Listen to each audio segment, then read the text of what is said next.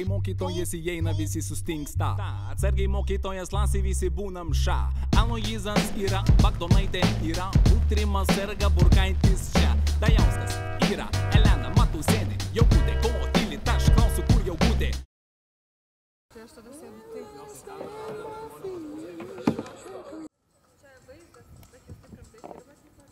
Visą laiką akademas taip dirba? Nu, man sakė, kad aš nesąmonės darau.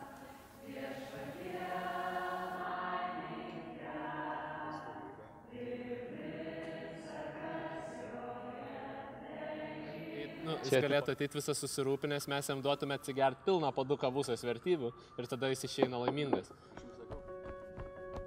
Studentų atstovybė yra vieta, į kurią gali atsinešti savo idėjas ir tikrai rasi žmonių, su kuriais galėsi jas įgyvendinti. Studentų atstovybė leidžia tau pasijusti ne tik savo fakulteto, bet ir viso Vilniaus universiteto studentų.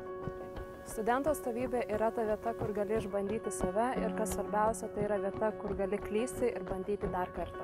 Eidamas į studentų atstovybę, tu esi tikras, kad ten sutiksi žiauriai daug puikių žmonių ir su jais ne tik dirbsi, bet kartu ir leisi laisvalaikį.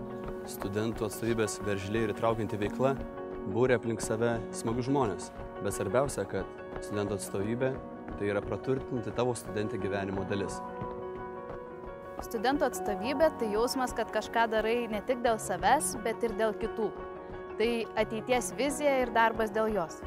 Per 2 metus studentų atstovybėje atradau platformą, kurioje galiu išsakyti savo nuomonę apie studijas ir žinoti, kad mano nuomonės bus išklausyta.